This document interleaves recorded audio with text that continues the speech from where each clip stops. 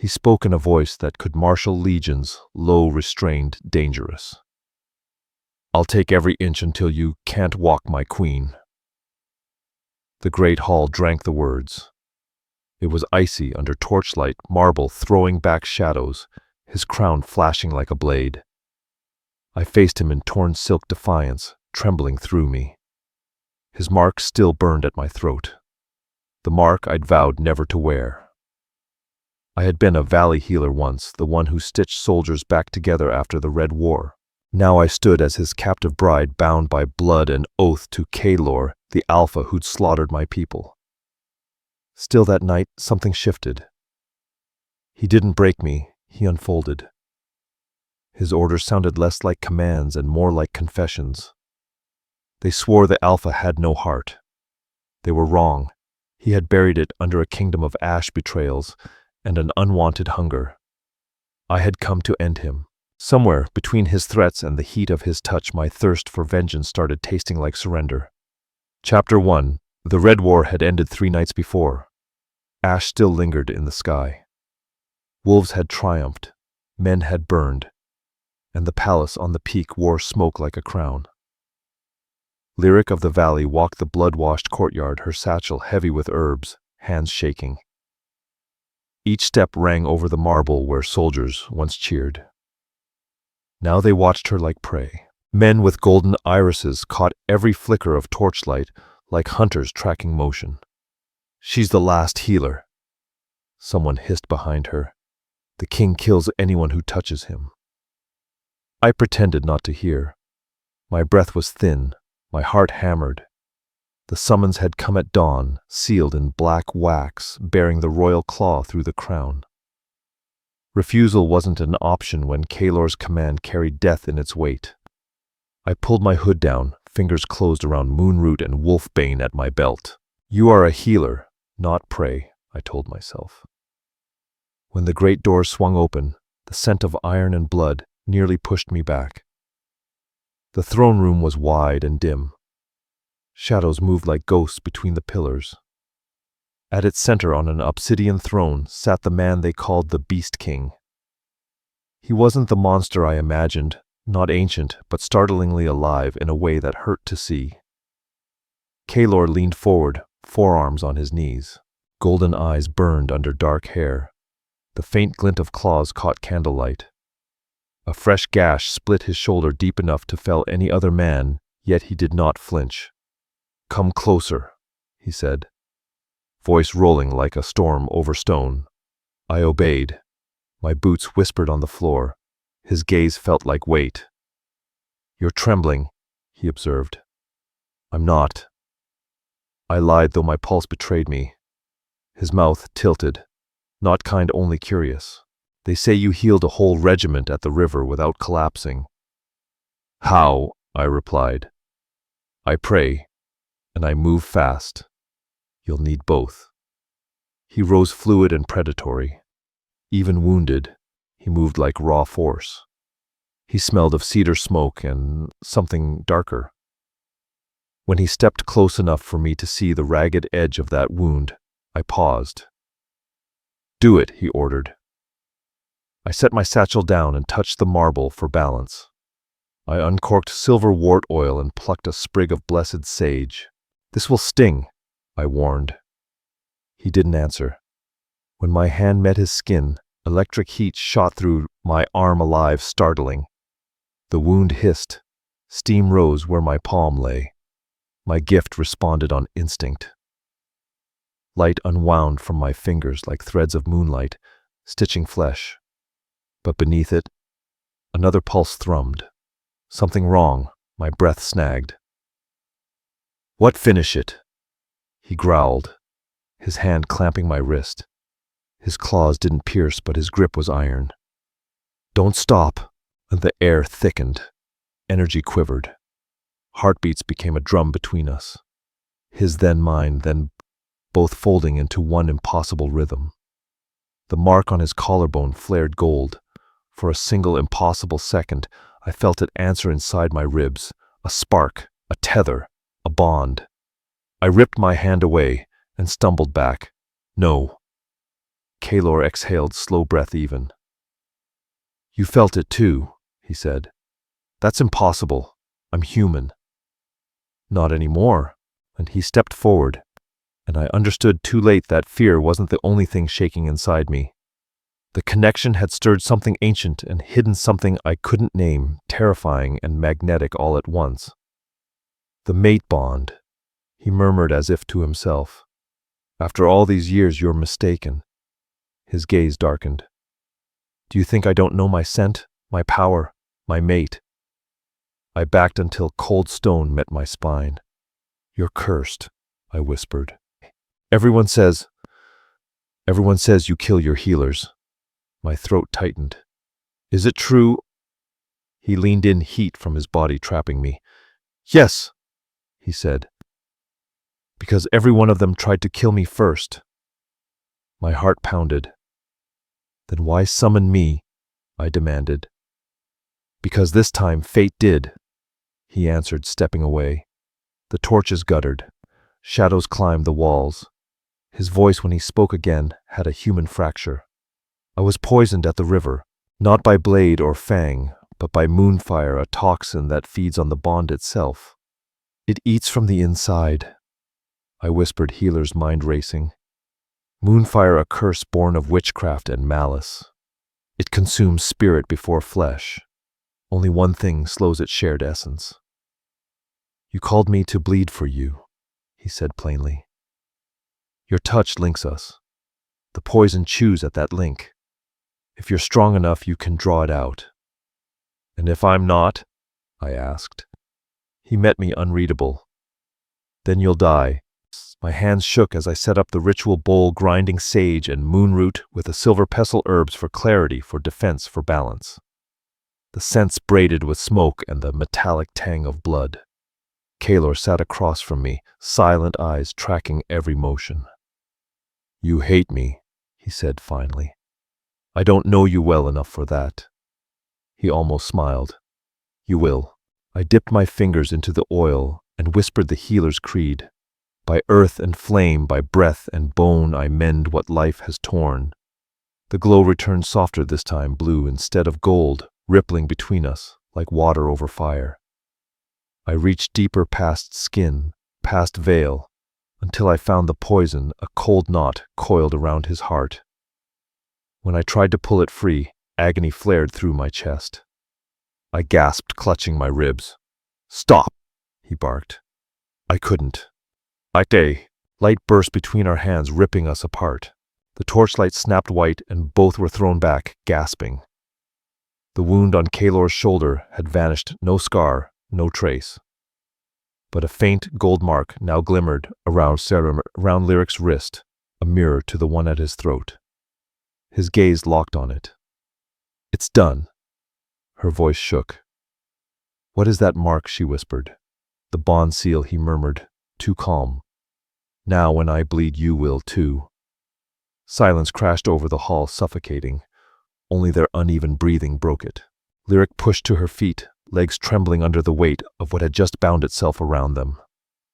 Kalor turned his back, flexing his newly healed arm like testing a weapon reborn. Leave before nightfall. The moon rises soon. It's safer for you not to witness what follows. She hesitated. Your Majesty, go healer. His voice sharpened like steel. Enough. You've done your part. Lyric gathered her satchel and moved toward the doors, but paused when the shadows cut his outline across the marble, long, fractured, nearly feral. I don't believe in fate, she breathed. He didn't look at her. You will, before this is done.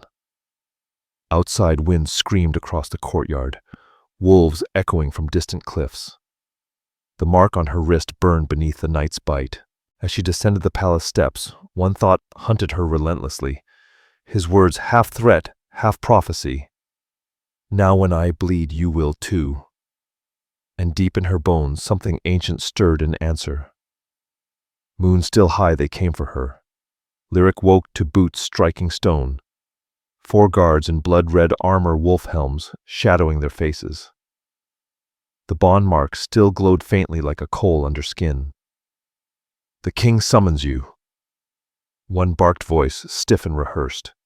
She wrapped her cloak tight. Now it's almost dawn. Her pulse stumbled. She wanted to refuse demand why Kaelor couldn't wait, why her veins still hummed with that strange pull every time he crossed her mind, but the look in their eyes said denial meant death. The corridors felt colder. Torches hissed shadows crawling like living ribs around them, hollow, haunted, hungry. When the throne doors opened, she didn't see his crown first, but the pool of blood at his feet. Kaelor stood below the dais, breath-ragged shirt gone. His hand clamped to his side. The wound she'd closed was gone, yet black veins now crawled across his chest like jagged lightning. Lyric froze. "Moonfire," she whispered. He lifted his head, eyes blazing gold even through exhaustion. "It spreads." "My time is short. You said it was gone." "I said you slowed it," he rasped. "I never said you cured it." Her hand twitched for her satchel. "Then let me know." He cut her off, stepping toward her. "Not until you swear yourself to me." She blinked. "What the court won't allow a human to keep touching me unless she's sworn by blood. They whisper already, claim you've snared me, that a healer's witchcraft weakens an alpha." Lyric's breath hitched. "So your solution is to make me your slave." "Not a slave," he said quietly. "Bound, protected, caged," she spat. "You'd brand me to save face." His jaw hardened. "You think this crown protects anyone? You think I asked for this curse?" He moved closer. Black veins throbbing like serpents under flesh. "I want to live healer, and only you can stop what's killing me." Silence. Only the steady drip of his blood onto marble, relentless, merciless. Lyric swallowed. "If I refuse, when the poison reaches my heart," he said. Voice hollow. "I'll drag you into death with me. Not a threat, a truth." "Why me?" "There must be others." "There were," he said darkly. "They're dead." He offered his bleeding hand. "Swear it, Valley born. Bind yourself to me and survive." Every instinct screamed, "Run." But the healer inside her, the girl who saved lives even when they didn't deserve saving, stepped forward. She unsheathed her dagger and sliced her palm. Blood scented the air, sharp and metallic. "Then hear me, Kaelor," she said, steady as iron. "I swear nothing to your throne, nothing to your crown, but I swear to save the life before me, even if it damns my own." Something flickered in his eyes, approval, regret, both. "Then let it be done." He seized her wrist. Their blood mixed heat searing through them. The air trembled, humming like thunder trapped in stone. Ancient sigils blazed across the floor, spirals of gold rising to swallow them whole. Lyric gasped. "What are you doing?" "The blood oath," he whispered. "Old magic. Before wolves. Before crowns." Their hands burned, branded by unseen flame.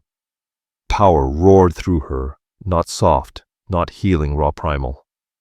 Visions slammed into her, a battlefield beneath a red moon, a child crying in snow, a crown sinking into blood. The world jolted back. Kaelor collapsed to one knee, strength failing. "Damn it!" she hissed, grabbing him. "You're dying faster." He tried to speak, coughed black blood. The poison crawled for his throat. "Don't touch me," he rasped. "It'll take you too." "Then let it," she snapped, pressing her palm to his chest. Light exploded silver, cold as winter's storm water. Pain, rage, memory. His life slammed into her like thunder. "Stay with me," she choked. "Please." His eyes opened, brown human, for one fleeting heartbeat. Then light detonated through the chamber. When she woke, she lay beside him on stone. Torches low, dawn bleeding through high windows. Her wrist throbbed. The mark now a full circle carved with a wolf's eye. Kaelor stirred, pale but living, the black veins gone. Lyric pushed up on shaking arms. "You're healed." He blinked, slowly, dazed. "And you're still breathing." "I shouldn't be." She stared at her wrist. "What did you do to me?" "I told you," he rasped. The blood oath lashes fates. My heart beats yours follows. My blood spills you bleed. Her stomach turned. You made me a tether. I gave you protection, he countered. No wolf will touch what bears my mark. Protection, her voice shook.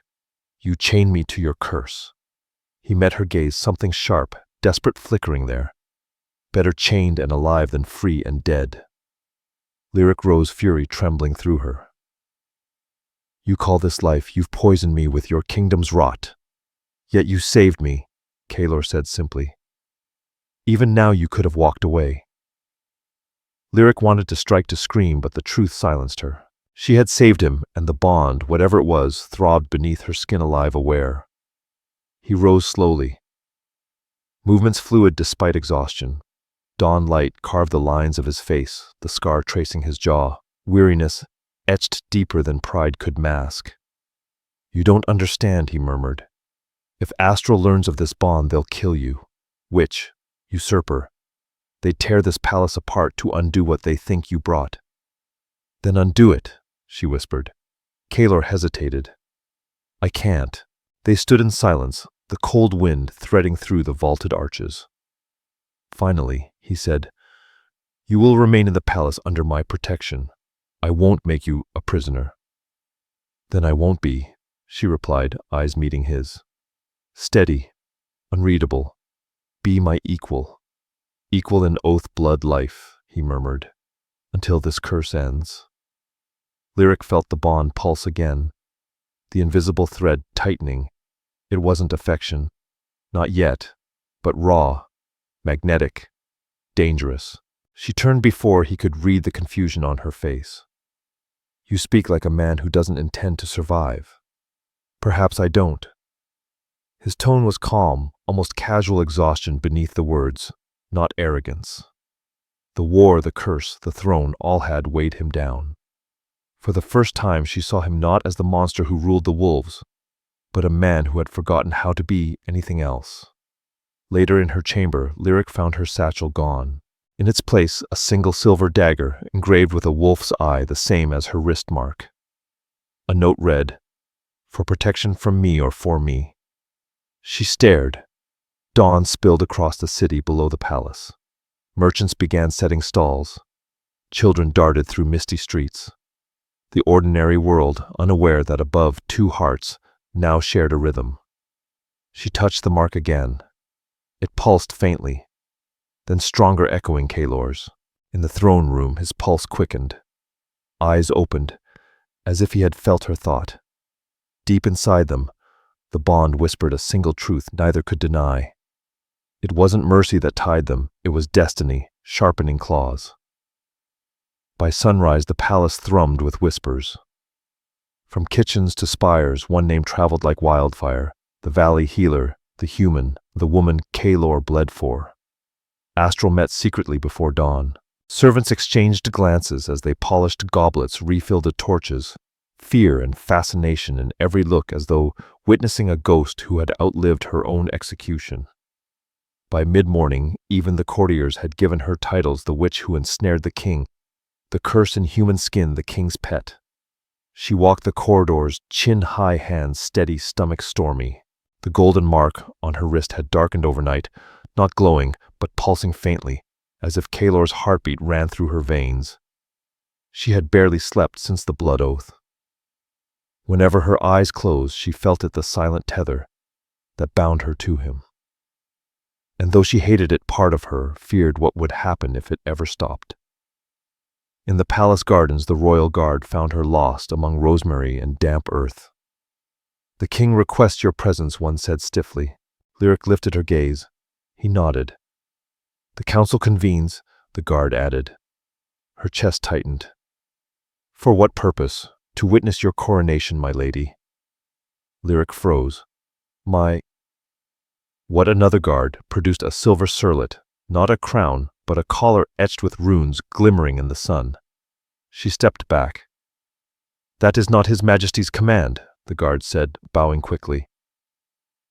You are to wear it before the court, symbolic of his claim. The throne hall stretched vast. Nobles stood in concentric circles, wolves of every rank bloodline. eyes glinting gold or silver postures, sharp as blades. The scent of dominance filled the air. At the far end, Kalor stood, ceremonial black, a silver wolf sigil on his chest, crown of iron resting against storm-cloud hair.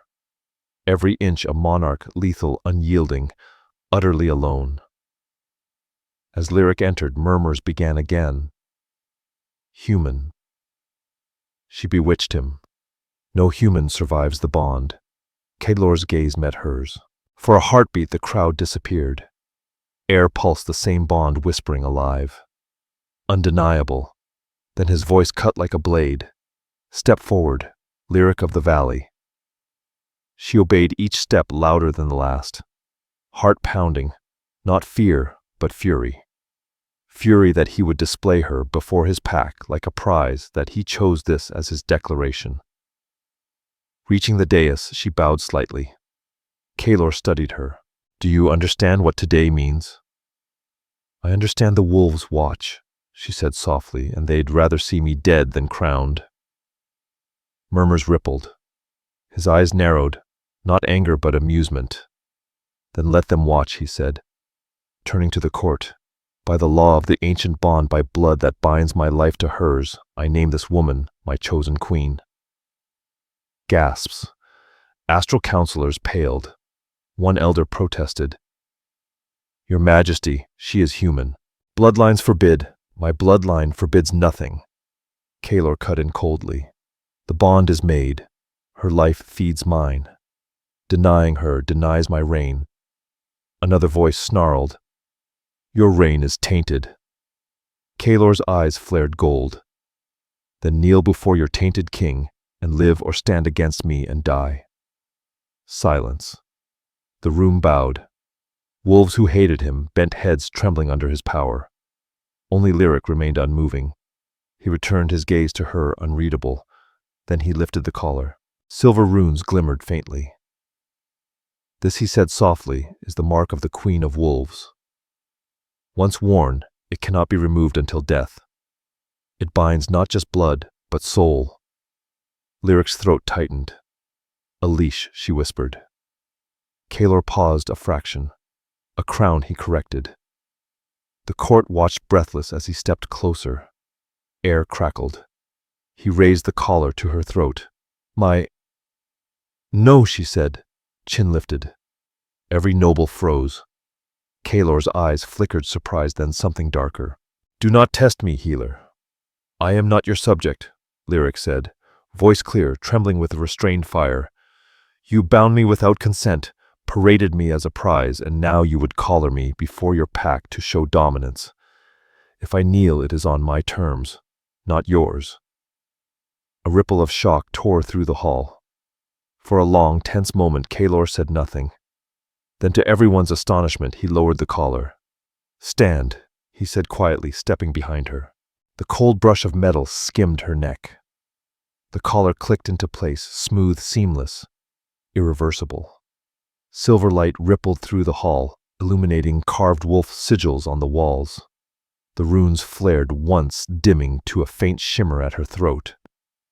It is done, he said. Lyric lifted her chin, meeting his gaze over her shoulder. Gasps spread through the room. Even the guards flinched. Kalor smiled, faint, dangerous. Careful, my queen, he murmured so softly only she could hear. They might begin to believe you. As the ceremony concluded, the court filed out in uneasy silence. Some glared with open hatred, others with wary respect. Tension was no longer disgust, but edged with fear. Lyric turned to leave, but Kalor caught her arm. You shouldn't have defied me, he said. Nor humiliated me, she countered. I gave you power. You gave me a chain, she spat, tugging her arm free, and I intend to find its key. Kalor exhaled slowly, eyes searching hers. You think I wanted this, that I wanted you in this court of wolves, marked and hated? Then why, she asked. Because the court needed to see, he said, voice rough and weary. They needed to know you are under my protection. The wolves will not touch what belongs to the throne, belongs, she hissed. I am not a possession. No, he said softly. You are my weakness. The words hit harder than any threat. He released her arm and turned away. Later in her chambers, Lyric stood before the mirror, tracing the collar's edge. The runes shimmered faintly in candlelight, delicate, almost beautiful, if not for what they meant. Her reflection had changed. Not the trembling healer who had arrived at the palace gates, but someone sharper, steadier, a woman, whose defiance had just echoed through a room full of predators and survived to see their fear. She touched the mark on her wrist. It pulsed once in rhythm with the collar's faint glow. For a moment she imagined tearing it off. Imagined freedom. Then another thought followed, quieter, more dangerous. What if power felt better? Outside, the wolves' howls rolled through the night, bouncing against stone walls like a storm over the kingdom. Lyric tilted her head toward the sound. How louder, she whispered. Let them hear the name of their queen. The wind seemed to answer a promise, not a plea. By sunset, the palace emptied toward the forest. The moon hunt, a sacred ancient trial to test the courage of queens chosen or cursed, was about to begin. For most, it ended in blood. At the royal stables, cloaked in dark leather, her palms slick with sweat. The silver collar gleamed faintly in dim light, a reminder that this was not invitation, but command. Kaelor emerged from the shadows, dressed for the hunt, his armor black etched with symbols catching the dying sun. His wolf eyes glowed gold beneath the open helm. Do you know why they call it the hunt at dusk? He asked, voice calm but sharp. Lyric met his gaze. Because dusk hides the screams, he smiled faintly. Because the light always dies first. He handed her a short blade hilt, wrapped in red leather. Stay close, no matter what. I thought this was a test, she said. It is, he replied. Not of loyalty, but of survival. The moon forest loomed ahead, alive with pine and rain. Mist coiled between ancient roots. Every rustle of leaves felt like breath. Wolves, his warriors, spread through the trees, eyes faintly glowing, waiting for the moon's ascent. Lyric followed Kaelor through the undergrowth boots, sinking into soft earth.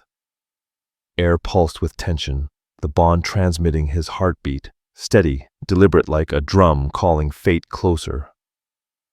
Why bring me here? She asked quietly. He didn't look back. Because the court doubts what they cannot see. They think you're just a healer with tricks. Tonight you show them more. And if I fail, the forest will feast well, he said. Lyric scowled. You enjoying this? Not as much as you think. He stopped suddenly, raising a hand. Wolves tensed. Through the trees, hooves deliberate, wrong echoed. Stay behind me, he murmured.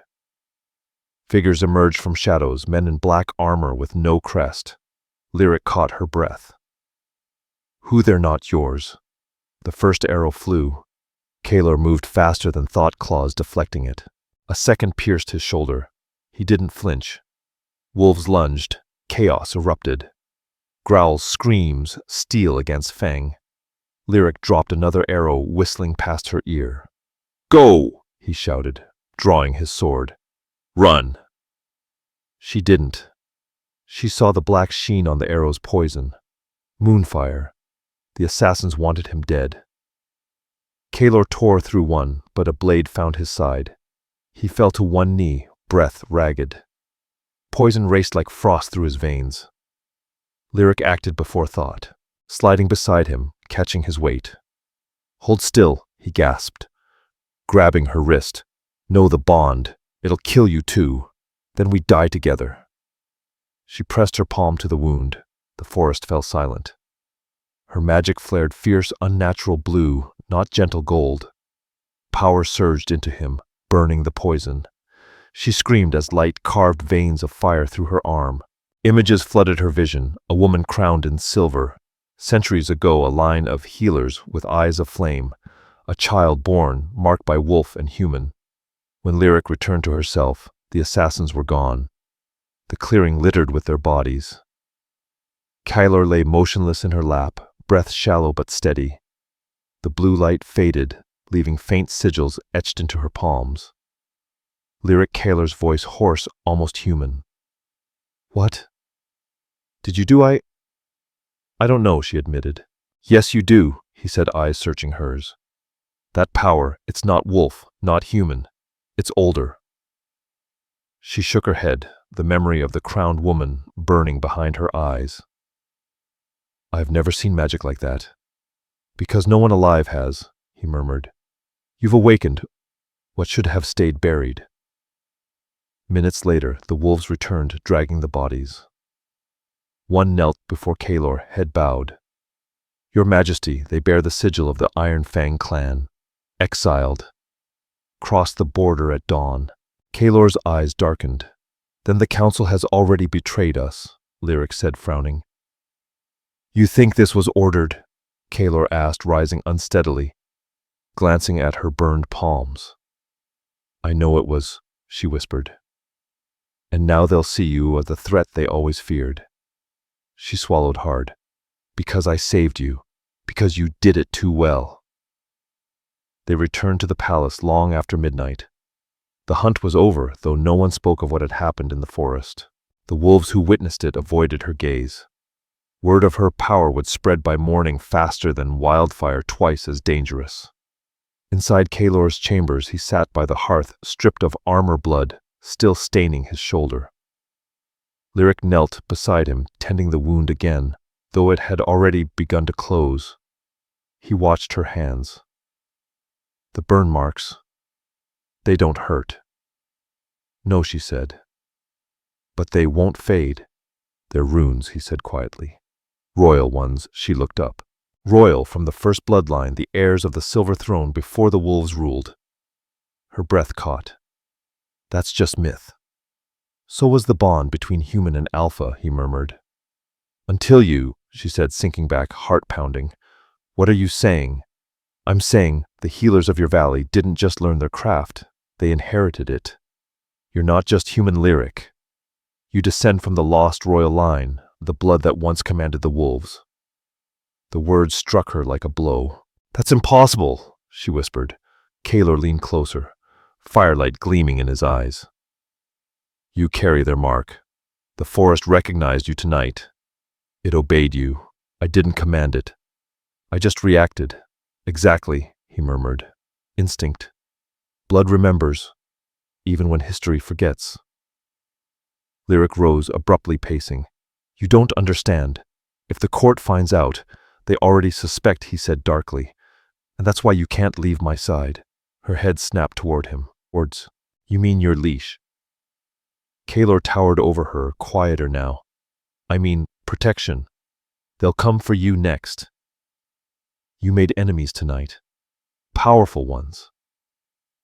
"And what about you?" she asked softly. "You almost died." His lips curved faintly. "I've done worse for less reason." She stared. The man who once terrified her now stood before her as both shield and threat. The bond pulsed again, deep, insistent, not just magic, but recognition. She drew a slow breath. "If I truly am what you say, if my blood can heal and destroy, then the throne was never mine to begin with," he finished. Their eyes locked, truth hanging like fire and ice. Outside, thunder rolled over mountains, wolves howling, not in celebration, but warning. The hunt was over. The war had just begun. Night bled red over the palace. The moon hung low, swollen, unnatural painting, the marble halls in wine and shadow. Lyric awoke to its glow filtering through silk curtains, disoriented, drenched in sweat. Her hands ached as though on fire. Then she heard him. Voice raw, Kylor, the Alpha King, in the chambers. She realized she was in his bed. Sitting up too fast, the room tilted. Her pulse thudded against the collar at her throat, the damned symbol of his claim. The scent of wolf and iron lingered heavy. He lay beside her, half-dressed, skin slick with fever, bandages on his chest dark with blood, shimmering faintly silver in the moonlight. "Your Majesty?" she whispered. His eyes snapped open, molten amber, wild and unseeing. Lyric, he reached for her hand, trembling. "You shouldn't be awake," she murmured, catching his wrist. "You've reopened the wound." He pulled her closer with surprising strength, breath hot against her neck. "I saw you die." Her body stilled. "What did you say?"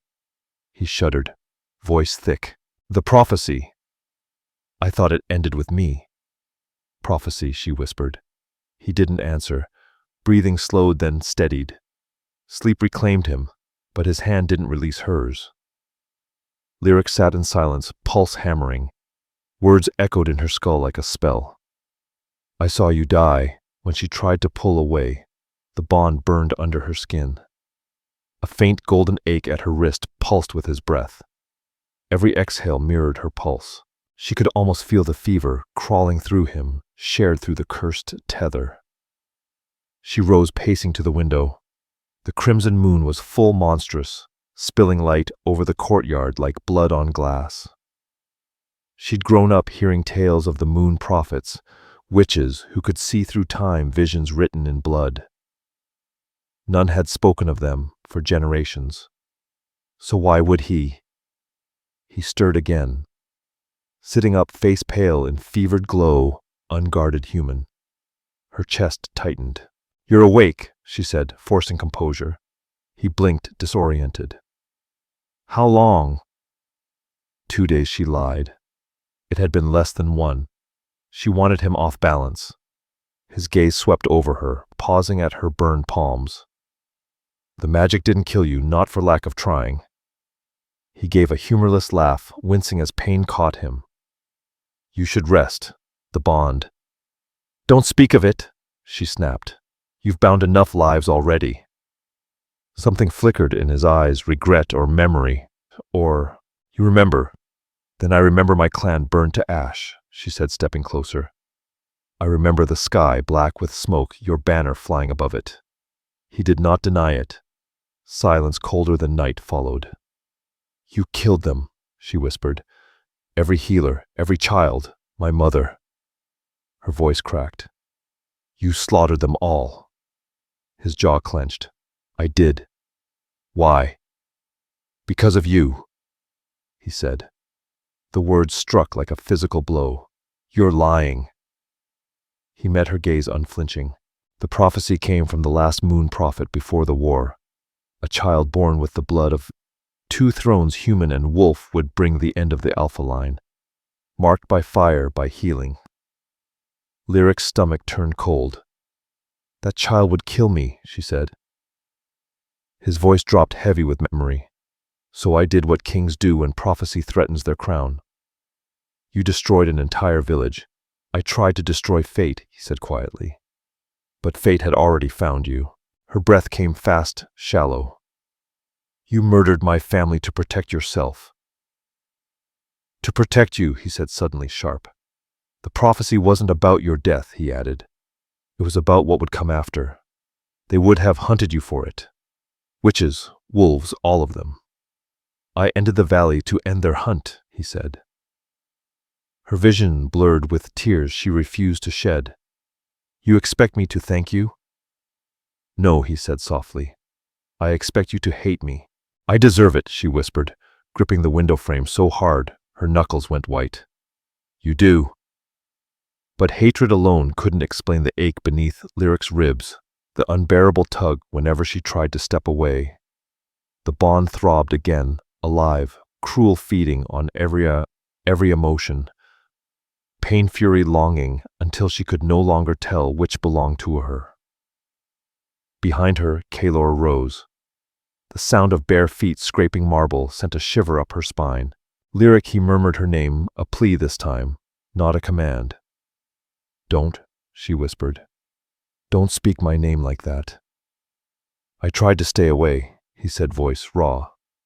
"When I realized who you were, I swore I'd never let you near the palace. But you came to me that night in the courtyard. And the bond." He stopped, exhaling hard. "I felt it the moment you touched me. The gods are cruel." She turned slowly to meet his gaze. "You think this bond is divine punishment? Maybe mercy," he said quietly. to give me one thing worth dying for. The confession hit her like fire, air between them, thick charged. He was close enough now that she saw the faint tremor in his hands, the sheen of sweat on his throat. Her heart betrayed her. One step forward, then another.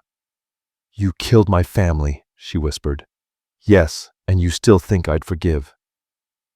His eyes held the weight of a man already condemned. "I don't need forgiveness, only truth," he said. Her breath trembled. "And what truth is that?" "That you're not my weakness," he replied. "You're my reckoning." Distance vanished. His hand rose to her collar, brushing the silver rune that marked her as his. She should have recoiled, but the bond flared hot electric, dragging her closer until her chest pressed against his. "Let me go," she whispered, voice hollow. "False." "I can't," he said, "and neither can you." His lips hovered near hers, breath mingling, trembling with restraint. "Tell me to stop," he murmured. She wanted to. Gods, she wanted to, but her throat betrayed her. Every part of her walled against itself. Healer and queen love, and vengeance. "Tell me," she closed her eyes. "I hate you," she said. "Then hate me closer," he breathed, pressing a kiss to her lips. It wasn't gentle. It wasn't tender. It was war years of rage, grief, impossible longing, colliding in a single heartbeat. The bond surged like lightning, wrapping around them. Every memory, every wound, every hidden thought poured through that kiss. For one wild, shattering moment, she understood him. He wasn't the monster who destroyed her. He was the boy who buried his heart with her people. When she tore away, she was shaking. "This doesn't change what you did." "I know," he admitted, voice unsteady, "but it changes what comes next." "You think I'll stay after this?" He smiled, tired and sad. "You already have." The bond pulsed again, softer now. The fever that had raged through him was gone. Her hands no longer burned. The magic had healed them both again. She turned away, pressing a hand to her chest, heart racing. This curse, it would destroy them. Kaelor sank back against the bed, eyes closing. "Then let it," he murmured. "Maybe we deserve it." Outside, thunder rolled across the crimson sky. Lyric stood at the window, watching the moon bleed into the horizon. Her tears fell silent, furious, unending. Though she hated him, though she wanted to tear the bond from her skin when she heard him whisper her name again. In sleep, her heart answered. Chains clinked louder than her heartbeat. They dressed her in white, not silk, but the ceremonial shroud for those condemned for witchcraft. Each thread shimmered faintly in torchlight, pure where she was already damned. Guards led her through the palace corridors, the chains scraping marble. Thunder rolled across mountains. Inside, every servant and noble bowed, not in respect but fear. "The human queen," they whispered. "The witch who cursed the Alpha King. The woman who will burn beneath the moon." Lyric held her head high. If this was her end, she would face it standing. At the hall's end, two great doors opened the entrance to the astral chamber. The room, carved from obsidian and bone, was vast enough for 100 wolves. At its center, the tribunal circle, 12 high lords draped in black, seated beneath the moonlight, spilling from the crystal dome onto Kaelor's throne. He sat in silence, expression carved from stone. One hand rested on the armrest, the other clenched. The silver mark of their bond pulsed faintly at his throat, hidden beneath armor, but keeping time with hers. He didn't glance at her. Not once. That hurt more than the chains. "Bring forth the accused," barked a counselor. Lyric was dragged to the circle's center. Moonlight fell like judgment. "Name the High Lord," demanded. "Lyric of the Valley," she said steadily. "Occupation healer. Crime." She met his eyes. "Saving your king's life." A ripple of murmurs swept the chamber. The High Lord's mouth twisted. "You mock this court. I speak truth," she said. "If witchcraft is life, then yes, I am guilty." The crowd hissed. Nobles' advisors, soldiers pressed against walls, the air thick with fear and anger. The High Lord turned to the throne. Your Majesty, the council charges this human with practicing forbidden magic, a curse binding her life to yours. The bond weakens your sovereignty. It must be severed by her death. Kaelor said nothing. Lyric's heart pounded. She wanted to shout, "Say something! Tell them it's not true!" But his silence cut deeper than any blade. The council began the ritual. Each member rose, reciting ancient laws older than her birth rules of blood bond purity. Human blood taints the wolf line. The moon favors no mortal union. Magic unblessed by the Alpha is corruption. Words echoed, sealing her fate. The High Lord turned back. Do you deny the bond? I didn't choose it, but you accepted it. I saved him, she said. I didn't know what it would cost. The High Lord sneered. Now the kingdom pays for your ignorance. He raised his hand. By order of the Astral, you are sentenced enough. Kaelor's voice rolled through the hall like thunder. Every head bowed instantly. Even the counselors froze. He rose slowly from the throne steps, deliberate as he descended the dais. The air vibrated with his presence. Storm and steel filled the chamber. When he reached the circle, his eyes met hers, sharp, deep, unreadable. Do you fear death? Lyric, he asked. Her breath caught. No. Do you fear me? I did, she said softly. Not anymore. Something flickered behind his gaze. Pride, pain, perhaps both. He turned to the council. You speak of law, he said, of blood and purity. Tell me which law saved us from the Red War, which bloodline ended it. The High Lord stiffened.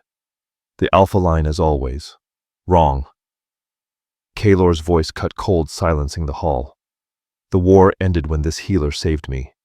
When her blood, human blood, bound with mine and stopped the poison, none of you could. A murmur ran through the chamber. Kaelor ignored it. You call it witchcraft. I call it life. Majesty, another lord protested. The bond defies the old ways. If it remains, the prophecy is a lie, Kaelor roared. And I will not watch another innocent burn for it. He moved swiftly, reaching into his cloak.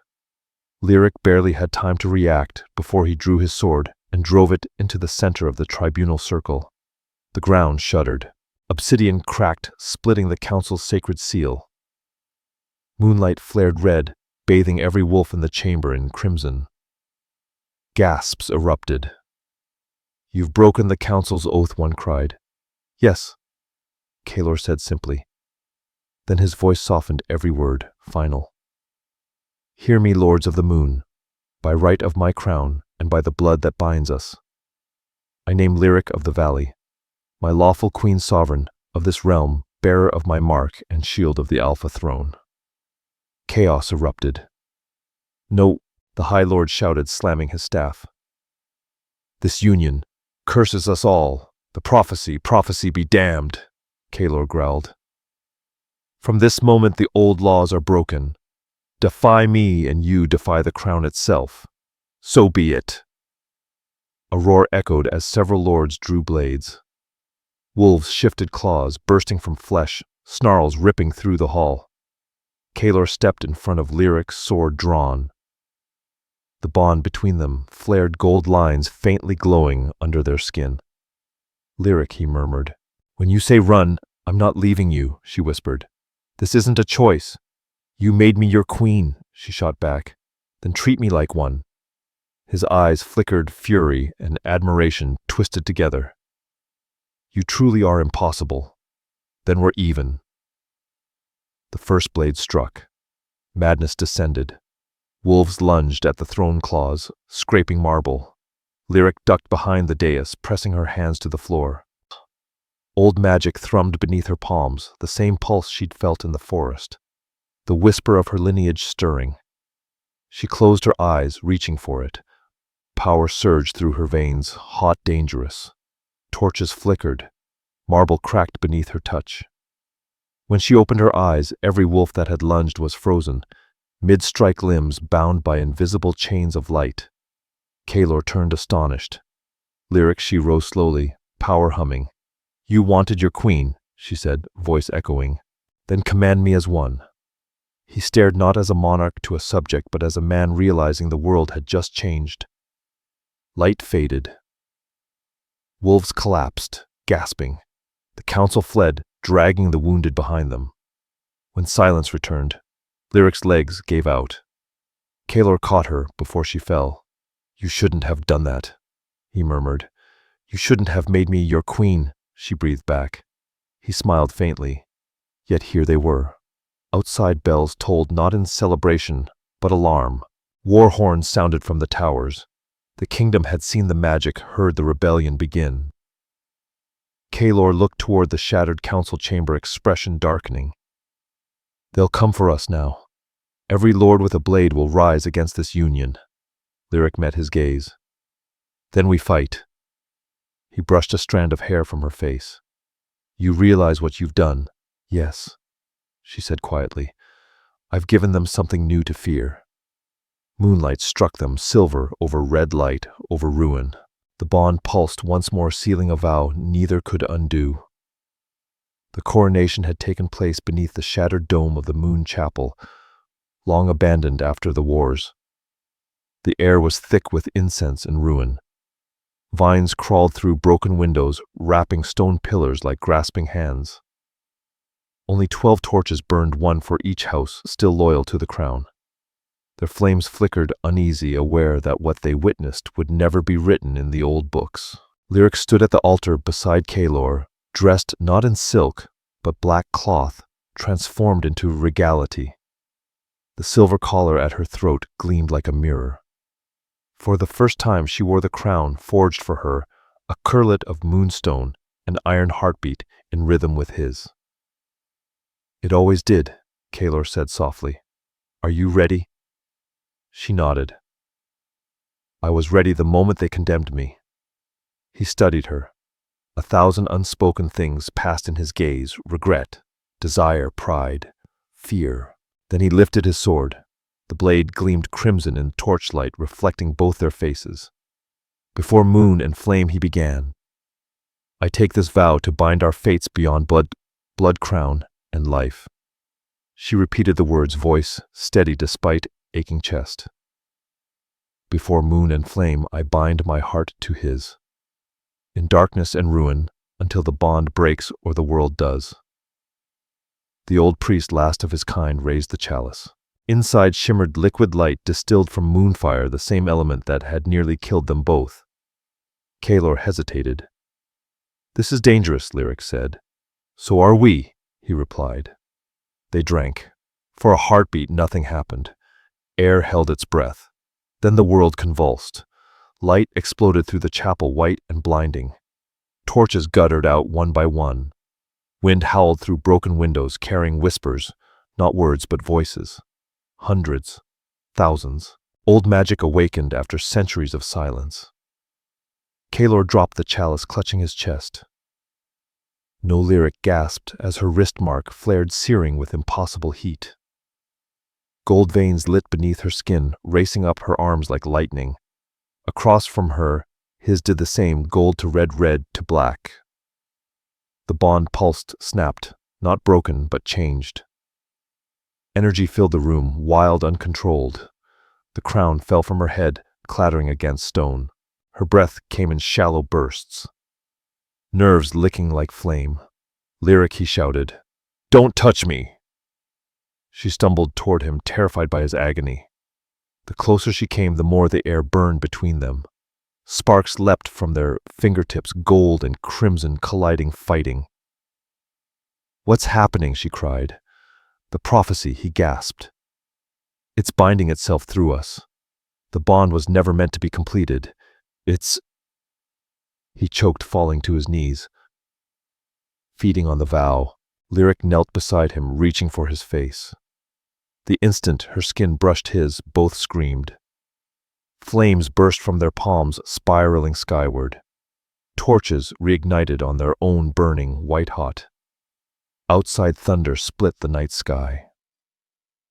Every wolf in the kingdom howled together. a terrible, mournful sound shaking the mountains. Kaelor wrenched away from her, trembling. You have to go. No, if you stay, it'll kill us both. I won't leave you again, Lyric said through clenched teeth. Lyric, please. Kaelor's voice broke. Run, he shouted, but she couldn't move.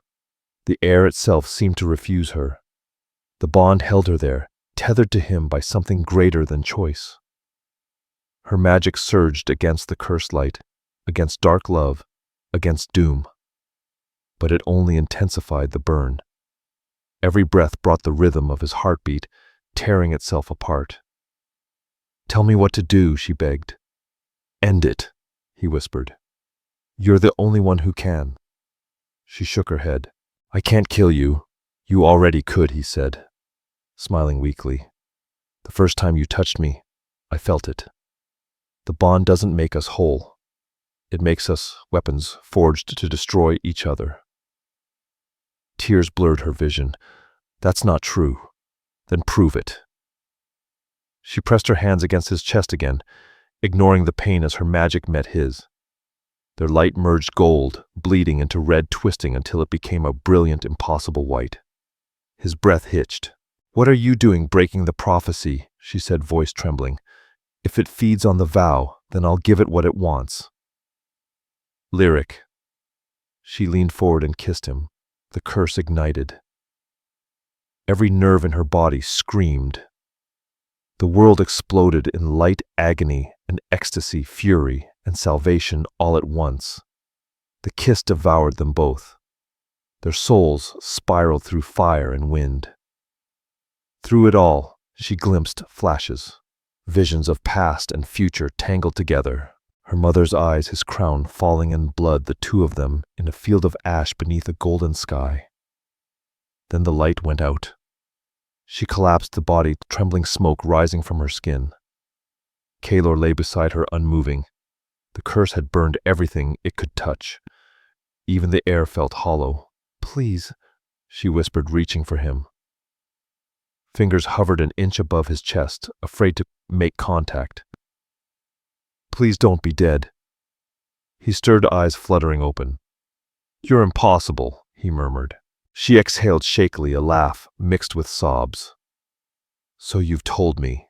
He tried to smile, lips stained with blood. You should have run. I told you, she said softly. I don't run from you.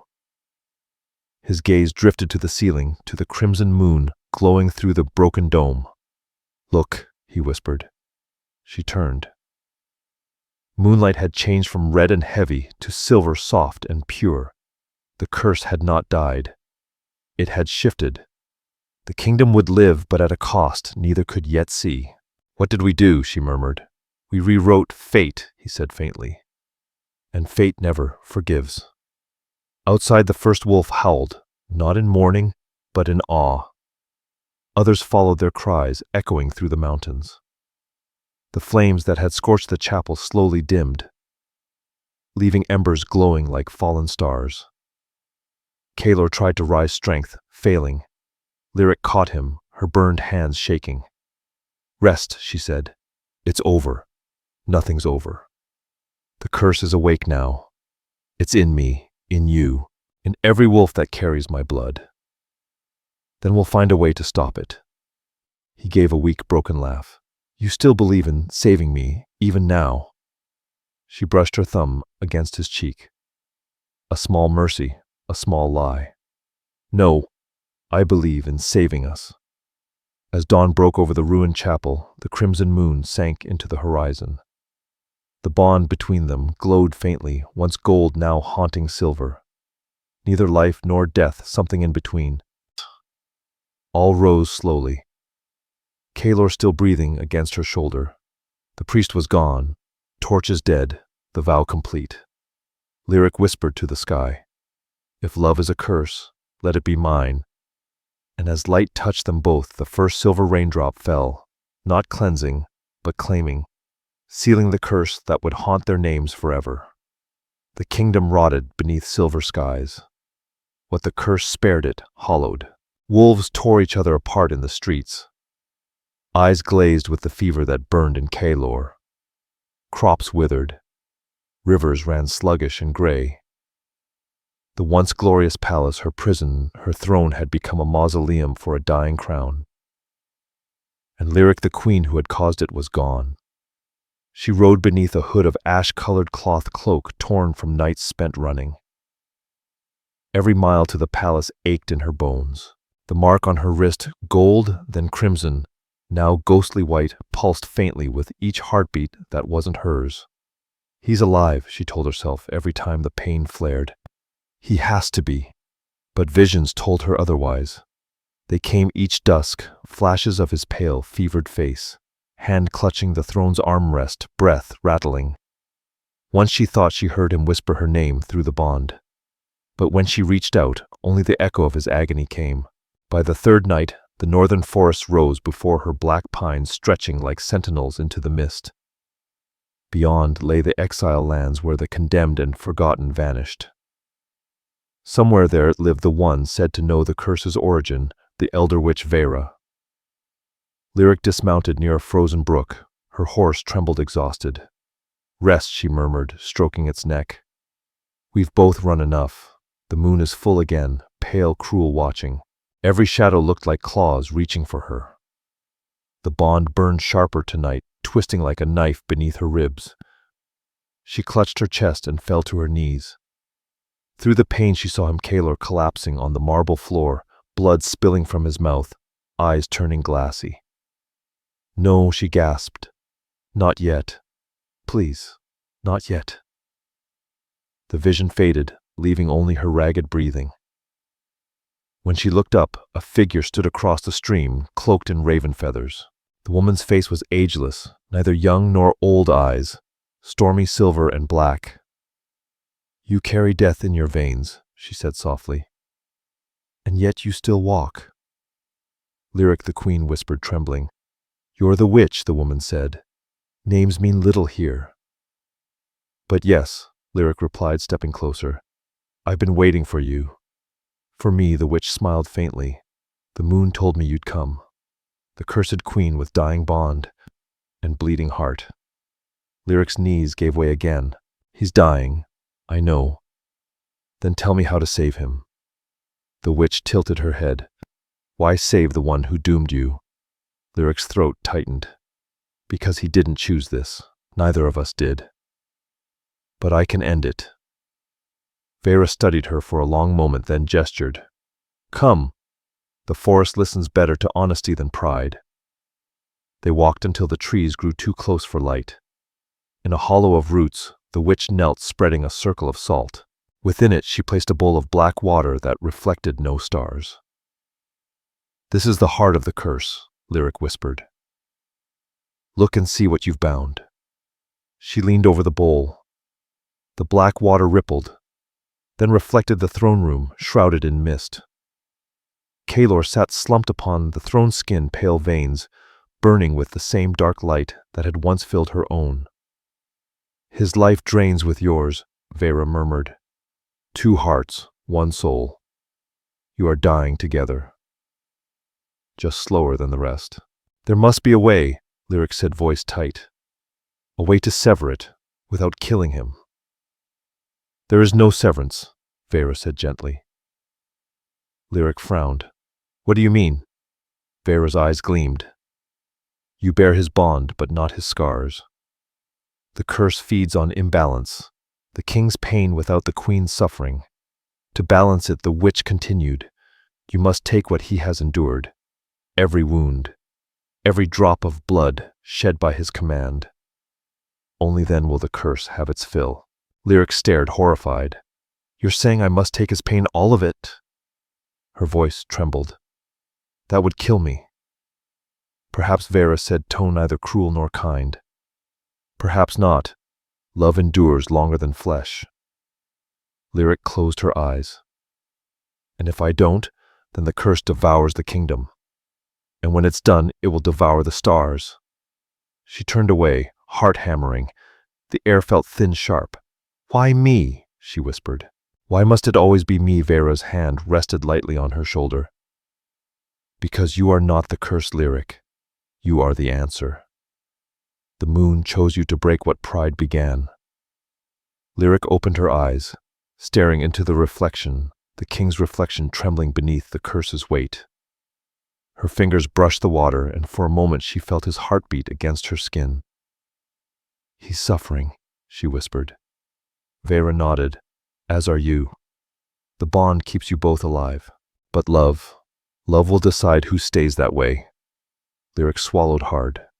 "Tell me what to do." The witch drew a knife from her belt blade, black as night. "To take another's pain, you must first surrender your own. Bleed freely. Speak his name and the curse will answer." Lyric's hand shook as she took the blade. "And if it takes too much?" she asked. Vera's smile was sad. "Then you will become the shadow that walks beside every king, the one who suffers so the throne may stand." The ritual began at dawn. Lyric stood within a circle of salt. Vera's chants echoed through the forest, ancient words bending the air around them. Lyric pressed the blade to her palm and whispered his name. The bond ignited. Silver light poured from her wrist, coiling through the trees. She gasped as visions flooded her. Kalor's first battle, his father's death, every wound, every betrayal. Each carved itself into her flesh. Unseen, but real. Pain consumed her, not sharp but endless. Fire crawled beneath her skin. Blood ran down her arm, soaking the earth. Vera's voice grew distant. "Do not fight it. Take it all." Lyric's knees buckled, breath ragged. She saw him again, Kalor, struggling to stand in the throne room, clutching his chest. Their bond shimmered between them, like a dying thread. "Take it all," she whispered. "If he must live, let it be through me." When the final wound struck a blade through her heart that wasn't hers, she screamed, and the forest echoed with it. Then silence. She woke at dusk. Vera knelt beside her, pressing a damp cloth to her forehead. "It is done." Lyric's body trembled with exhaustion. Every inch ached. Scars that weren't hers burned beneath her skin. But the bond was quiet, still alive, no longer raging. "He's alive," she croaked. Vera nodded. "The curse sleeps, for now. For some more Puma." Lyric tried to rise, strength faltering. The witch caught her arm.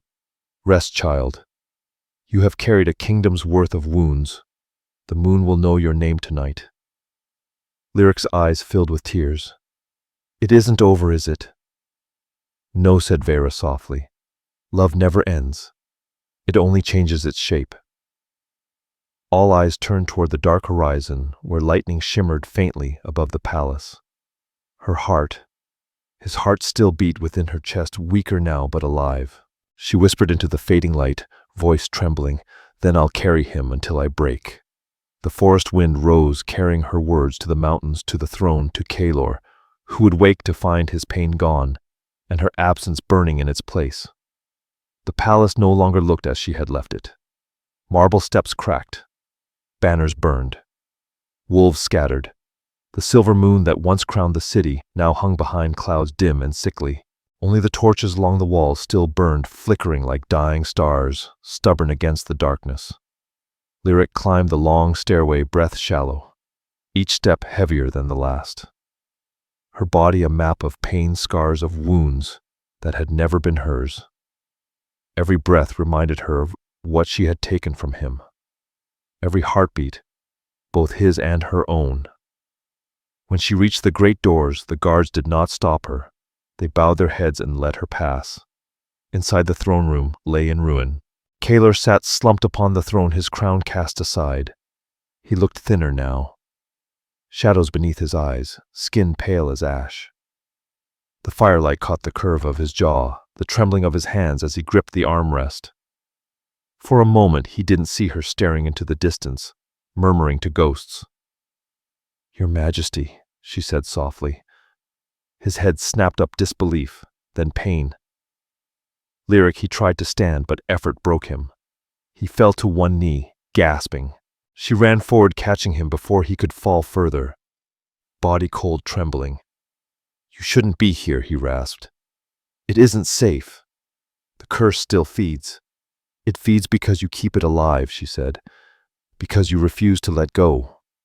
He laughed weakly. Hollow sound. You think I can choose what I am? What we are, I don't think, she whispered. I know. She helped him back to the throne, but he waved her off. No, I don't need your pity. You don't have my pity, she said. You have my pain. He blinked confused until she lifted her sleeve. Scars beneath her skin shimmered, faint traces of gold light running like molten veins. I found the witch, she said. I took what you carried. Every wound, every drop of blood, every sin. His expression fractured disbelief, anger, grief. You fool.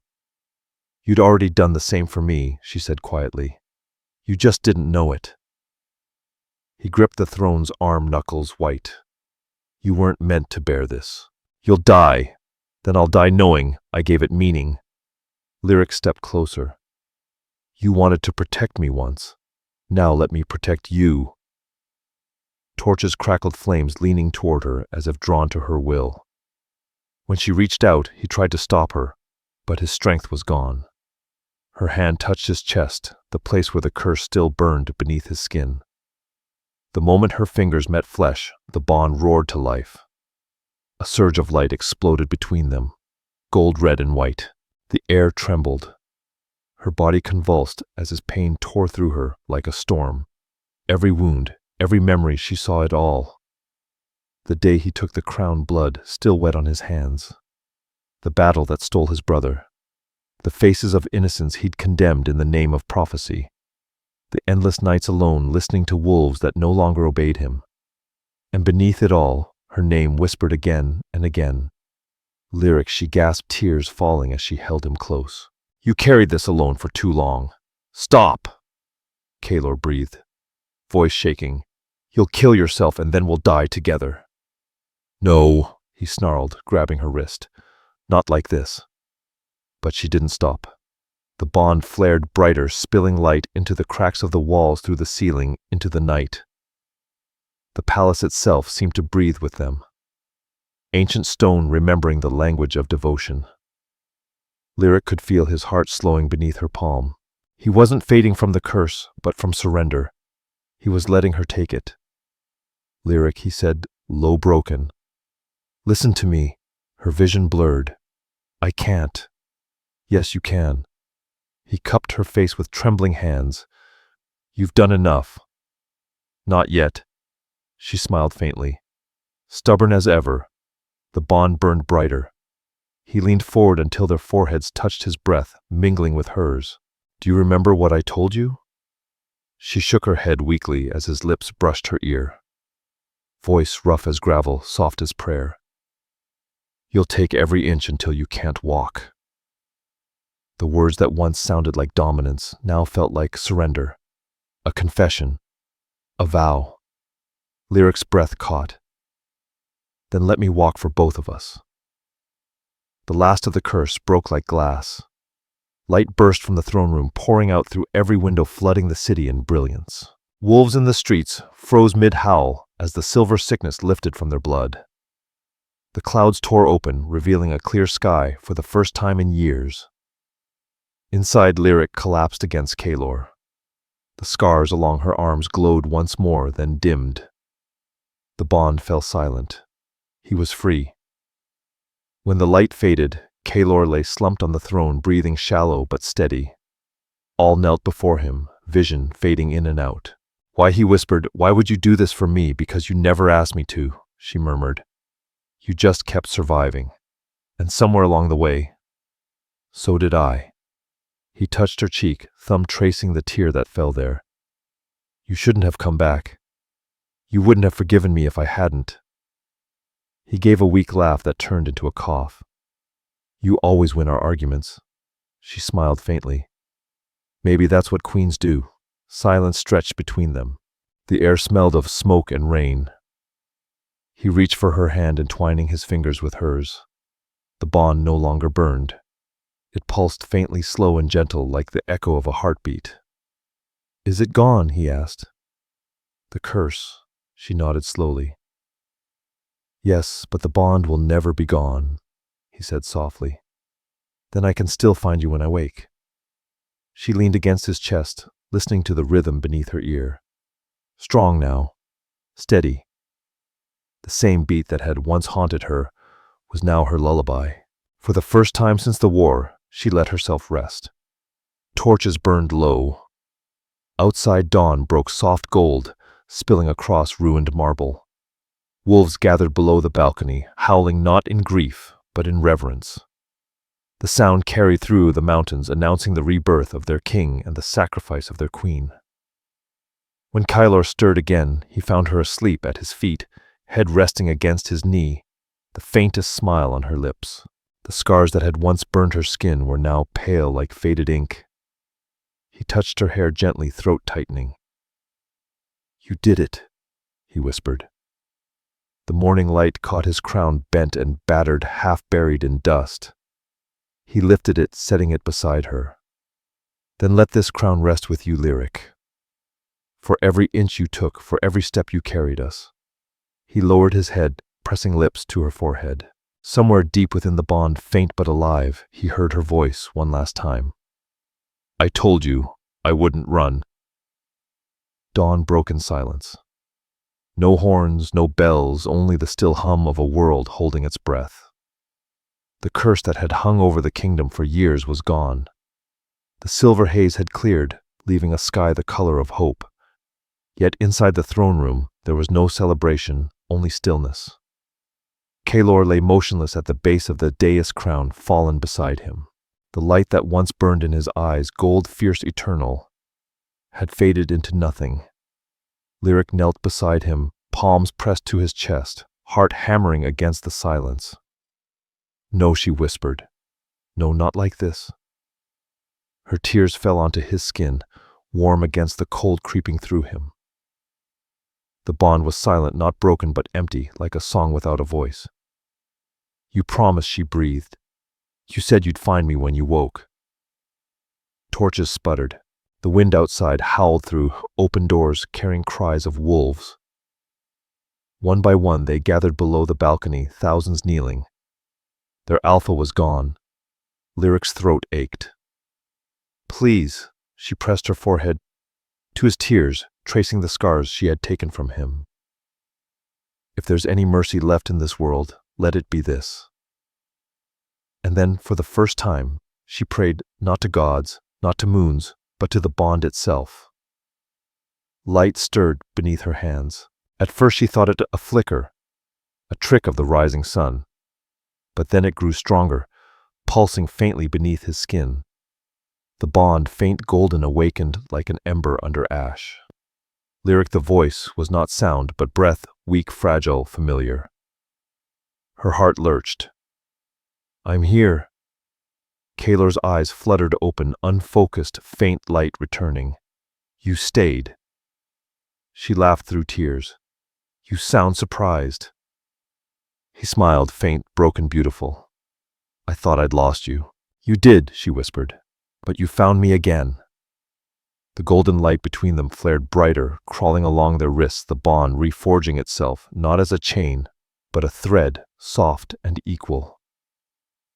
Kylor stirred, drawing a shallow breath. "It's different," he murmured.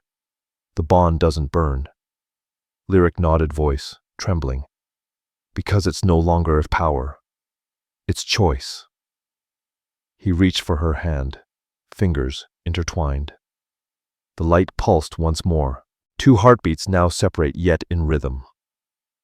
Outside, the wolves lifted their heads to the sky, howling as the sun broke through clouds. But it wasn't sunlight that touched them, it was silver. The moon, pale and new, hung faintly in daylight, like a promise renewed. The prophecy had spoken of a death that would end the Alpha line. It had never said whose death the king had fallen. The Alpha within him, the curse, the prophecy, the beast was gone. In its place stood something new. He rose unsteadily, supported by Lyric. Torches flared as if in recognition. The air smelled of rain and earth rebirth. He looked around the ruined hall, cracked marble, broken banners. This kingdom, he said quietly, has lived on fear too long. Lyric touched his arm. Then end it.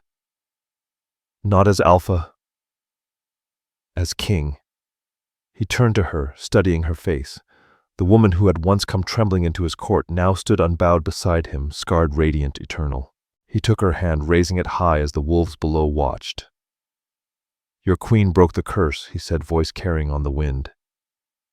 Not through power or prophecy, but through sacrifice. The wolves bowed lower. Some wept, some howled. All understood. When night fell again, the palace was quiet. The moon rose full once more, soft light spilling through the great windows. Kaelor stood at the same altar where they had once been cursed. The sword used in the blood oath lay before him, edge dulled. Lyric joined him, cloak brushing the stone floor. You should rest, she said gently. I have, Kaelor murmured. Lyric frowned, tension pulling at her brow. What are you doing? He looked up at the pale moon, its light slicing through the mist. Letting go. He took her hand, placing it gently over his chest. This power, this curse, it's not meant to rule anymore. It belongs to the moon again. And to you. No, she said quickly, shaking her head. We can rebuild. Together. Kaelor smiled, not the smirk of a king, but the quiet warmth of a man who had finally made peace. You already have. Look outside. Lyric turned. In the courtyard below, life had returned. Rivers glimmered silver. Trees no longer blackened. Wolves ran free, untamed, but calm. Fires glowed not for war, but for light. Her throat tightened. You gave them back their world. We did, he said softly. Tears blurred her vision as she looked back at him. Stay with me. I will, he whispered. But not as Alpha, not as king. As what I was always meant to be. A man who chose you. He leaned forward, resting his forehead against hers. The bond shimmered faintly. No longer fire, just warmth. Steady. Human. Every inch he said, quietly echoing his first words to her, now remade in tenderness. Then I'll crawl back to you, she smiled through tears. He kissed her, not in passion, not in pain, but in peace.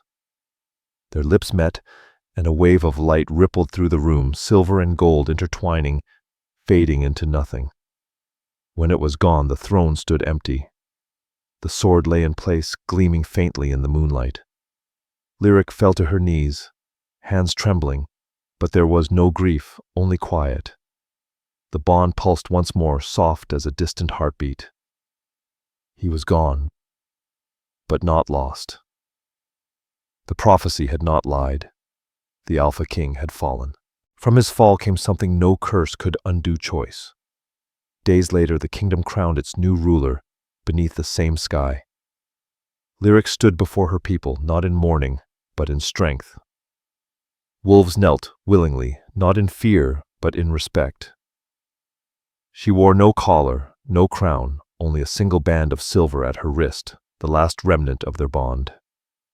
When the wind shifted, she felt it, a warmth brushing her cheek, a whisper only she could hear. I found you, she smiled, lifting her eyes to the moon. And I let you. The silence of the courtyard was absolute as she turned to her people. This kingdom will not live in chains again. From this night forward, no wolf, no human, no soul will kneel unwillingly. We rise together. The wolves howled their assent. The sound rolled over the mountains like thunder, not mourning, but rebirth. Later, under the highest point of the moon, Lyric walked alone through the palace garden. Flowers that had withered now glowed faintly under the silver light. She stopped at the old fountain, kneeling. In the water's reflection, she did not see herself, but him smiling, whole, eternal. Her fingers brushed the surface, rippling the image. You'll always be part of me, she whispered. Always. The wind stirred, carrying the scent of cedar and smoke, his scent. For the first time since the curse, she felt at peace. Above her, the new moon gleamed bright, clear, and alive. The curse was broken. The Alpha had fallen. And the Queen, the shadow who had once knelt before a throne, finally stood beneath the stars, free. The kingdom healed slowly like a body learning to breathe again after drowning. Rivers ran silver once more. The forest thickened and greened. The air no longer trembled with magic or madness. Wolves and humans worked side by side rebuilding the ruins left by years of war and curse. The old songs returned, not hymns of battle, but lullabies of peace. And through it all, the Queen walked among them. Lyric no longer wore silk or jewels. She moved barefoot through villages, cloak trailing behind her like a whisper of delight. Children ran to her, bringing wildflowers, trinkets, even small stones blessed by the moon. She smiled, taking each gift as though it were gold. When she smiled, the people said it was as though the sun itself bowed. When her hand brushed a wound or soothed a fever, they said the moon watched. Jealous, the wolves called her Mother of Mercy. Humans called her Queen of Scars. At night she returned to the palace, rebuilt quieter now, less a fortress, more a sanctuary. The throne room had been remade into a hall of light open to the sky. In the center, 2 thrones, one carved from silver wood, the other from stone empty, except for a single crown resting upon it. Lyric often sat beside it, fingers tracing the grooves of its arms, listening to the silence that was not silence. The bond that had once burned like fire now hummed softly beneath her skin, faint but ever present, a heartbeat that belonged to no one and to both. Sometimes she still heard him, not in words, but in the quiet between breaths. "You'll take every inch," her lips curved in a bittersweet smile. "Until I can't walk," she whispered back. Each morning she walked. One evening, as the moon rose pale and full, the astral council gathered in the great hall. They spoke of treaties, trade routes, and the rebuilding of the eastern borders. But when Lyric entered, all conversation ceased. She carried no scepter, no guards, only a basket of herbs and bandages. The scent of lavender and sage followed her as she crossed the floor. "Your Majesty," said Lord Drax, bowing low, "you shouldn't be here without escort." "I am among my people," she replied gently. I need no armor where there is no fear." "But the wolves of the north have already sent word," she interrupted. "Their Alpha swore loyalty this dawn. He knelt not to a crown, but to peace." Murmurs rippled through the chamber. The same men who once doubted her now looked upon her as though seeing a miracle made flesh. "Your Majesty," said one of the younger lords timidly. The people asked, "Why do you walk barefoot?" Lyric paused, then smiled faintly. "Because the earth remembers pain. I want it to know mine." After the council dispersed, she wandered to the courtyard. The night air was cool against her skin. The garden had flourished again, moonflowers curling along the archways, silver leaves catching the light. She knelt by the fountain where she had once wept, her eye scars along her arms glowing faintly. Not ugly now, luminous like constellations written on flesh. "The curse left its mark," she murmured, "but it also left proof." Behind her a voice answered, quiet, familiar, not of this world, yet never far. "Proof that love can scar and still be beautiful." She closed her eyes. "You're here, always." The wind stirred her hair. The water shimmered, and for a moment she saw him beside her, not as a ghost, but as memory made real. He smiled the way he used to when teasing her defiance. "You were right," she whispered. "You weren't meant to rule forever. Neither were you. But together we changed what forever meant." Her hand touched the fountain's edge. "Do you forgive me? For saving me, always," he smiled. "Then rest, my king. I'll keep walking for both of us." Lyric whispered. The reflection in the water faded, leaving only the silver light of the moon. Weeks passed, and the legend of the barefoot queen spread beyond the mountains. Pilgrims came from distant lands, some seeking miracles, others forgiveness. All left with the same story: the Queen of Wolves bearing the scars of her king, the healer who turned a curse into a kingdom's redemption. They said she ruled with hands scarred by mercy and a heart too human for a throne. They said she spoke to the moon at night, and the moon always listened. When storms threatened the borders, she walked to the cliffs barefoot, arms lifted, whispering to the wind. Lightning would bow, stopping short as if before an old friend. On the anniversary of the curse's breaking, the realm gathered beneath the rebuilt chapel. The new moon hung high, a symbol of beginnings. Lyric stepped onto the altar where she and Kalor had once sworn doomed vows. Her people watched in reverent silence as she lit a single torch. This kingdom was not saved by power, she said, voice carrying into the night air. It was saved by understanding, by love that refused to yield, by hearts that broke and still reached for one another. She lifted the torch high. Remember, this always a throne is not built from conquest, but from compassion. Let no law or prophecy make slaves of you again. She pressed the torch into the earth. Flames spread along the soil, tracing ancient runes that glowed silver, before fading into embers, a blessing not a curse. The crowd knelt, not in fear, but in awe. Later, Lyric wandered the empty hallways. Moonlight followed her soft on the marble floors.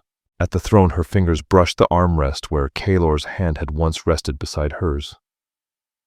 I kept your promise, she murmured. They are free now. Outside, the wolves began to howl, not mournful but melodic, a chorus of devotion rolling through the mountains. She removed her crown and placed it beside his. The two gleamed side by side. Then she descended from the dais, walking barefoot through the open doors, her silhouette bathed in silver. Those who saw her said she walked straight into the moonlight and disappeared. Others swore they saw her at dawn, kneeling in the fields, hands pressed to the soil as if healing the land itself. But all agreed. Wherever she walked, flowers bloomed beneath her feet. The palace slept, and the moon drifted behind gauzy clouds, painting the world in soft gold. Wind whispered through broken courtyards, carrying the scent of pine and rain, the night's scent. The curse was dead. Inside the quiet chamber that once belonged to King's Lyric dreamed. Beneath thin linen sheets, her hair forming a halo against the pillow, her breathing calm, and even the mark on her wrist glowed faintly. No longer silver or red, but soft gold, each pulse shimmering once, then fading, keeping time with something far away, something not entirely gone. The door creaked open without a sound. Kalor stepped inside, not as the Alpha King, not as a ruler carved from command, but as a man remade of light and memory. The fire in the hearth crackled faintly, though no hand had stoked it. Silver ash lingered faintly in the air where he passed. Half shadow, half light, caught between worlds, he paused at the bed's edge. For a long moment, he only watched her. Her scars gleamed like constellations. The hands that had once trembled now rested loosely against her chest, unafraid, unchained. Her collar, the symbol of his claim, was gone. Yet even without it, she was still his and he hers. You kept your promise, he murmured, voiced not through air, but through the bond. She stirred lips, parting. He knelt beside her, the king who had once made kingdoms bow, now bending, willingly to the woman who had saved them all. For the first time in eternity, he felt no weight on his shoulders. No crown, no curse, no prophecy, only peace. You took every pain, he whispered, fingers tracing the faint glow on her wrist. Every wound, every inch. Her breathing hitched faint but sure, as though her soul recognized the sound of his voice. I take every inch of your heart, he added softly. The golden mark between them flared. Light filled the room, gentle this time, not the searing blaze of old magic. Flames in the hearth turned white, then gold, dancing without heat. He pressed his forehead to hers. Their bond sparked alive again, not as a tether, but as a thread, soft, even eternal. Images flickered behind his eyes, her laughter in the marketplace. Bare feet through wildflowers, hands, scarred but steady. Healing, where others had destroyed. He saw her as she was now, not a queen by title, but by choice, not bound by magic, but by mercy. "You carried me," he murmured, "through fire, war, death itself." Her eyelids fluttered, lips forming a faint ghost of a smile. "And I'll do it again," she whispered, voice more dream than sound. He laughed softly, full of wonder. "You always find a way to win," he said. "Someone has to," she replied in sleep, a breath's whisper. He walked the chamber, old paintings repaired, air no longer heavy with grief. On the wall hung their joined banners, the wolf's head and the healer's circle united at last. The throne that once symbolized power had been replaced with an open archway leading into the gardens. Beyond, faint moonflower light swayed in the breeze. He paused, glancing back. "I was meant to rule," he whispered softly. "But you were meant to heal, even me." At the threshold, the bond pulsed one last time, a heartbeat not his. He turned to Lyric and whispered, "When the world forgets my name, they'll still remember yours." Outside, the moon broke through clouds, spilling silver light over the garden. Flowers turned their faces upward, drinking it in. The air shimmered faintly, a breath, a promise. In the chamber behind him, Lyric stirred, eyes fluttering open, catching the lingering light. For a heartbeat, she saw him standing where shadow met moonlight, smiling. "Is it real?" she whispered. He didn't speak, but the golden glow on her wrist answered for him, pulsing once. Tears filled her eyes. "Then stay." He shook his head gently. "I never truly left." She reached toward him. Fingers brushed the air where he stood, warm, alive. Then he was gone. The room fell still again. Lyric sat in silence, heart steady, soul no longer aching. The bond hummed softly, quiet, content complete. She rose, wrapping her shawl around her shoulders, and walked barefoot to the balcony. The city below glowed with torchlight and song. People celebrated their freedom, voices carried into the night like prayers. She looked up at the moon, no longer crimson, no longer cursed. "Rest well, my king," she whispered. "I'll keep walking," came his voice far beyond the veil of the living, soft, ever-present. The wind stirred her hair. The golden mark at her wrist flared once, then merged with her pulse. The hearth fire crackled low and warm. In the years that followed, they said the queen never remarried, ruled with patience, not decree, and when she walked at dawn, the flowers bent toward her shadow. Sometimes when the night was still and the moon hung gold, the people swore they saw a figure beside her, tall, cloaked in silver light, hand brushing hers as they walked the quiet paths of eternity. Whether ghost, god, or memory, no one could say. But all who believed called it proof love, even burned by fire, never truly dies. It simply changes shape.